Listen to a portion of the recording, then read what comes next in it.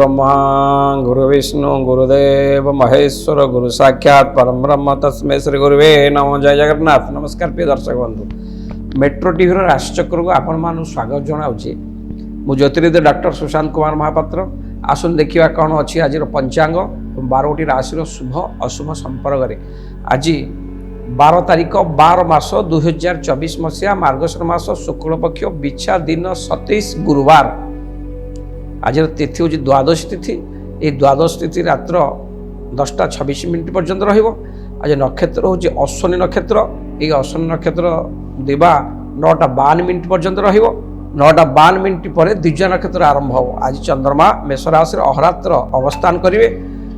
आज जोग हूँ परिघ। आज करण हूँ बब। यही बब करण दिवा 11:49 पर्यंत रहिबो। आज राहु काल दिवा 1:01 ठारू दिवा 2:22 पर्यंत अच्छी। ये राहु काल में कौन शुभाशुभ कार्य मंगल कार्य कौन दूर स्थान को यात्रा करेंगे ना, विघ्न घटी पारे। प्रायतः ये राहु काल सब शुभाशुभ कार्य को निषिद्ध। आपड़ कौ समय शुभ कार्य आज करेंगे आसन देखा। आज शुभ समय सकाल 6:15 रु सकाल 7:42 मध्य। आउ एक शुभ समय दिवा 1:28 ठारू दिवा 2:55 मध्य। आउ एक शुभ समय संध्या 5:57 रु रात्र 9:28 मध्य। आउ एक शुभ समय रात्र 12:07 रु रात्र 3:38 मध्य अच्छी। यही समय मध्य शुभ कार्य करेंगे, असुविधा किसी ना।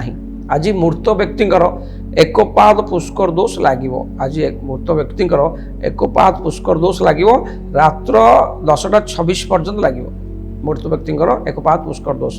आज मार्गशीर मास शुक्लपक्ष द्वादश एकदिष्ट पार्वण श्राद्ध अच्छी। आज निषिद्ध खाद्य पोई खाड़ी पोई शाग मसूर डाली एक खाद्य रूपे खाइबे ना, शरीर क्षतिकारक हो पारे। आज तुला कुंभ राशि घातवार मेष राशि घात चंद्र जोग अच्छी। प्रिय दर्शक बंधु, आप देखा आज आसन देखा गोटे सुंदर प्रतिकार।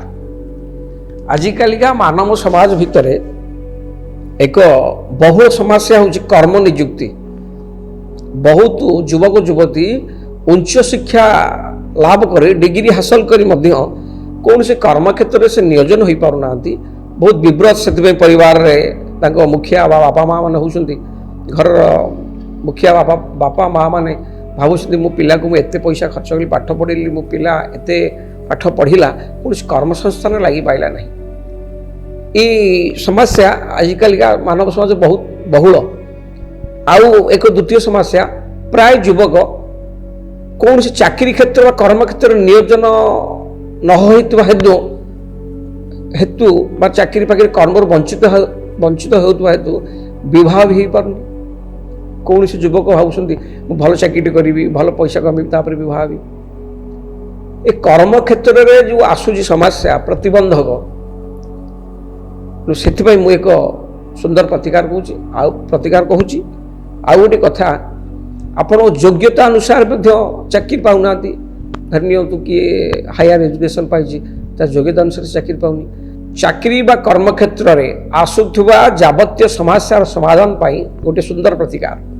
प्रिय दर्शक बंधु, जो युवक युवती चाकरी आसई थे इंटरव्यू दौथे, इंटरव्यू बारंबार अनसक्सेसफुल होते असफलता लाभ करुवे, से युवक युवती माने प्रातः सूर्य उदय पूर्व उठी गाधोई सारी शुद्ध स्नान सारी शुद्ध वस्त्र धारण करी एवं प्रत्येक दिन सूर्य उदय पूर्व उठे गाधोइबे भल भाव शुद्ध स्नान सारी शुद्ध वस्त्र पिंधि एक तंबा लोटा बा तंबा ढाल जल किछि रोली एक लाल सिंदूर बजार मिलूँ रोली किछि पकेबे तंबा ढाल जल लाल पुष्प पकई प्रत्येक दिन उदय सूर्य को जलदान देवे।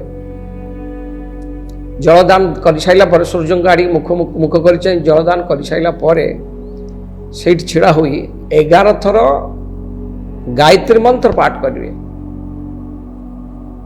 जलदान कर साइला पर से छिड़ाई देखिए आपण एभली भाव जदि 4 मास कि 6 मास करेंगे निश्चय कर्म क्षेत्र में आपण को योग्यता अनुसार आपण कर्म क्षेत्र नियोजन रहे। सुंदर प्रतिकार आसन देखा 12 गोटी राशि शुभ अशुभ संपर्क में। मेषराशि व्यक्ति घात चंद्र प्रभाव आज दिन टी रोचे। श्रीचंद्र जो थे घात चंद्र रोचे ତେଣୁ ସବୁ କାର୍ଯ୍ୟ ହେବ ବିଳମ୍ବର ହେବ। ଆପଣ ବିବ୍ରତ ହେବେ ନାହିଁ, ଧୈର୍ଯ୍ୟ ସହକାର କାମ କରନ୍ତୁ। ଆପଣ ଆଜି ସବୁ କାର୍ଯ୍ୟ ବୁଝିସୁଝି ବିଚାର କରି କରନ୍ତୁ। ତରଭରିଆ ଭାବରେ କୌଣସି ଡିସିସନ୍ ନିଅନ୍ତୁ ନାହିଁ। ମନ ସ୍ଥିର ରଖନ୍ତୁ, ସ୍ଥିତପ୍ରଜ୍ଞ ହୁଅନ୍ତୁ, ତାହେଲେ ଆପଣ ଜୟଯୁକ୍ତ କରିବେ। ପ୍ରାୟ ଦିନଟି ଆଜି ଜଗି ରଖି ଚାଲନ୍ତୁ। କୌଣସି ଝଗଡ଼ା ଝାଟି ପାଟିତୁଣ୍ଡ ବିବାଦ ଭିତରେ ମୁଣ୍ଡ ପୁରାନ୍ତୁ ନାହିଁ, କାହାକୁ କଟୁ ବଚନ କୁହନ୍ତୁ ନାହିଁ। ପ୍ରତିକାର ସ୍ୱରୂପ ଆପଣ ଆଜି ହନୁମାନ ଚାଳିଶା ପାଠ କରନ୍ତୁ, ହନୁମାନଙ୍କୁ ଦର୍ଶନ କରନ୍ତୁ। ଦେଖିବେ ଯାହା ବି ରିଷ୍ଟ ଅଛି ସବୁ ଖଣ୍ଡନ ହେବ, ସବୁ ଫଳ ପାଇବେ। ଆସନ୍ତୁ ଦେଖିବା ବୃଷ ରାଶି। ବୃଷ ରାଶିର ବ୍ୟକ୍ତିଙ୍କ ପାଇଁ ଆଜି ଦିନଟି ଆୟ ଅପେକ୍ଷା ବ୍ୟୟ ଅଧିକା ହୋଇପାରେ। ହୃଦୟଜନିତ ରୋଗ, ଥଣ୍ଡା, ସର୍ଦ୍ଦି, କାଶ, କଫ ଇତ୍ୟାଦି ଦେଖାଦେଇପାରେ। ଶରୀରରେ ଏହି ରୋଗ ଦେଖା ଦେଇପାରେ। କର୍ମଚଞ୍ଚଳ ରହିବେ। ମଧୁର କଥା କହି ପରକୁ ଆଜି ଆପଣାର କରିବାକୁ ଚେଷ୍ଟା କରନ୍ତୁ। ଦୂରଯାତ୍ରାକୁ ଭ୍ରମଣ ଯୋଗ ଅଛି। ଦାନ ଧର୍ମରେ ଆଜି ଆପଣ ମନୋନିବେଶ କରିବେ। ଧର୍ମ କାର୍ଯ୍ୟରେ ଧନବ୍ୟୟ ମଧ୍ୟ ହୋଇପାରେ। ପାଦରେ ଛୋଟ ମୋଟ ଆଘାତ ଲାଗିପାରେ। ପ୍ରାୟ ଦିନଟି ଆଜି ସେତେଟା ଶୁଭ ଫଳ ଦେବନି, ଶୁଭ ଅଶୁଭ ମିଶ୍ର ଫଳ ପ୍ରଦାନ କରିବ। ପ୍ରତିକାର ସ୍ୱରୂପ ଆପଣ ଆଜି ମା ଲକ୍ଷ୍ମୀଙ୍କୁ ଦର୍ଶନ କରନ୍ତୁ। ମା ଲକ୍ଷ୍ମୀଙ୍କ ପାଖରେ ନିଜର ଦୁଃଖ ଜଣାନ୍ତୁ। ମାଙ୍କ କରୁଣାରୁ ସବୁ ରିଷ୍ଟ ଖଣ୍ଡନ ସବୁ ଫଳ ପାଇବେ। ଆସନ୍ତୁ ଦେଖିବା ମିଥୁନ ରାଶି। ମିଥୁନ ରାଶି ବ୍ୟକ୍ତିଙ୍କ ପାଇଁ ଆଜି ଦିନଟି ଅତି ଉତ୍ତମ ଫଳ ପ୍ରଦାନ କରିବ। ଯଶସ୍ୱୀ ହୋଇପାରନ୍ତି। ଲୋକପ୍ରିୟତା ବଢ଼ିବ ବା ଲୋକପ୍ରିୟତା ଅର୍ଜନ କରିବେ। କର୍ମକ୍ଷେତ୍ରରେ ନିୟୋଜନ ହେବେ। ସରକାରୀ ସ୍ତରରେ ସମ୍ମାନିତ ହେବେ। ରାଜକୋଷରୁ ଅର୍ଥପ୍ରାପ୍ତିର ସୂଚନା ମିଳୁଛି। ଦିନଟି ବହୁତ ଭଲରେ କଟିବ। ତଥାପି ଆଜି ଆପଣ ମା ଦୁର୍ଗାଙ୍କୁ ଦର୍ଶନ କରନ୍ତୁ। ମା ଦୁର୍ଗାଙ୍କ ଅପାର କରୁଣାରୁ ସବୁ ରିଷ୍ଟ ଖଣ୍ଡନ ସବୁ ଫଳ ନିଶ୍ଚୟ ପାଇବେ। ଆସନ୍ତୁ ଦେଖିବା କର୍କଟ ରାଶି। କର୍କଟ ରାଶିର ବ୍ୟକ୍ତିଙ୍କ ପାଇଁ ଆଜି ଦିନଟି କର୍ମକ୍ଷେତ୍ରରେ ପ୍ରଶଂସିତ ହେବେ। ମନ ପ୍ରସନ୍ନ ରହିବ। କୂଳର ପ୍ରଦୀପ ହେବେ। ସୁସ୍ଥ ନିରାମୟ ରହିବେ। ଦୟାବାନ ସ୍ୱଭାବ ହେବେ। ବ୍ୟବସାୟରେ ଲାଭପ୍ରଦ ହେବ। ଯଶସ୍ୱୀ ହେବେ। ପାରିବାରିକ ସ୍ନେହ ସମ୍ପର୍କ ଅତୁଟ ରହିବ। ସୁସ୍ଥ ରହିବେ। ସେତେଟା ଅସୁବିଧା କିଛି ନାହିଁ, କିନ୍ତୁ ସବୁ କାମ କରନ୍ତୁ ଜଗି ରଖି କରନ୍ତୁ, କାରଣ ଆପଣ ବୁଦ୍ଧିମାନ ସହିତ ଆଜି ଦିନଟିକି ଅତିବାହିତ କରନ୍ତୁ। ଅସୁବିଧା କିଛି ହେବ ନାହିଁ। ଆସନ୍ତୁ ଦେଖିବା ସିଂହ ରାଶି। ସିଂହ ରାଶିର ବ୍ୟକ୍ତିଙ୍କ ପାଇଁ ଆଜି ଦିନଟି ପରମ ଭାଗ୍ୟଶାଳୀ ହେବ। ଭୋଗ ବିଳାସରେ ଦିନ କାଟିବେ। ଧର୍ମାତ୍ମା ହେବେ। ପାରିବାରିକରେ ପରିବାରରେ ଶୁଭ କାର୍ଯ୍ୟ ମଙ୍ଗଳ କାର୍ଯ୍ୟ ସମ୍ପାଦନ ହୋଇପାରେ। ଠାକୁର ସେବାରେ ମନ ଲଗାଇବେ। ଆର୍ଥିକ କ୍ଷେତ୍ର ଠିକ୍ଠାକ୍ ରହିବ। ଦିନଟି ବହୁତ ଭଲରେ କଟିବ। ପ୍ରତିକାର ସ୍ୱରୂପ ସୂର୍ଯ୍ୟନାରାୟଣଙ୍କୁ ଜଳ ଅର୍ଘ୍ୟ ତର୍ପଣ କରନ୍ତୁ। ସୂର୍ଯ୍ୟନାରାୟଣଙ୍କୁ ନିଜର ଦୁଃଖ ଜଣାନ୍ତୁ। ପ୍ରଭୁ ଭୁବନ ଭାସ୍କରଙ୍କ କୃପାରୁ ସବୁ ରିଷ୍ଟ ଖଣ୍ଡନ ସୁଫଳ ନିଶ୍ଚୟ ପାଇବେ। ଆସନ୍ତୁ ଦେଖିବା କନ୍ୟା ରାଶି। କନ୍ୟା ରାଶିର ବ୍ୟକ୍ତିଙ୍କ ପାଇଁ ଆଜି ଦିନଟି ବ୍ୟୟଭାବ ବଢ଼ିବା ହେତୁ ମନ ବିବ୍ରତ ରହିପାରେ। ଆୟ କମିବ, ବ୍ୟୟଭାବ ବଢ଼ିବ। ଈର୍ଷା ପରାୟଣ ହୋଇପାରନ୍ତି। କଥାବାର୍ତ୍ତାରେ ନିୟନ୍ତ୍ରଣ ରଖିବା ଜରୁରୀ। ଆଜି କୌଣସି ଯାତ୍ରା ଶୁଭ କାର୍ଯ୍ୟ ମଙ୍ଗଳ କାର୍ଯ୍ୟରେ ଯୋଗଦାନ କରନ୍ତୁ ନାହିଁ, କିଛି ନିଜେ ଶୁଭ କାର୍ଯ୍ୟ କରନ୍ତୁ ନାହିଁ। ଯାନବାହନ ଚଲାଇଲା ବେଳେ ସତର୍କତା ଜରୁରୀ। ଆଜି ଦିନଟି ଜଗି ରଖି ଚଳନ୍ତୁ। ପ୍ରତିକାର ସ୍ୱରୂପ ଗଣେଶ ଭଗବାନଙ୍କୁ ଦର୍ଶନ କରନ୍ତୁ। ଓମ୍ ଗମ୍ ଗଣପତି ନମଃ ପାଠ କରନ୍ତୁ।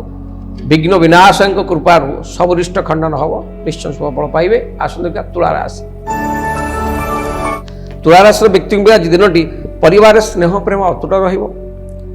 ଜଣେ ସମାଜସେବୀ ଭାବରେ ସମାଜରେ ଆଦୃତ ଲାଭ କରିବେ। ନୂତନ ବେପାର ପାଇଁ ଆଜି ଆପଣ ଚୁକ୍ତିପତ୍ର କରିପାରନ୍ତି। ଶାନ୍ତ ଧୈର୍ଯ୍ୟବାନ ହେବେ। ସୁସ୍ଥ ରହିବେ। ପ୍ରତିକାର ସ୍ୱରୂପ ଆପଣ କୌଣସି କାର୍ଯ୍ୟ କରିବା ପୂର୍ବରୁ ଛୋଟ ଛୋଟ ପିଲାଙ୍କୁ କିଛି ଚକୋଲେଟ୍ ଦାନ କରନ୍ତୁ। ଦେଖିବେ ଯାହା ବି ଅରିଷ୍ଟ ଖଣ୍ଡନ ହେବ ସୁଫଳ ପାଇବେ। ଆସନ୍ତୁ ଦେଖିବା ବିଛା ରାଶି।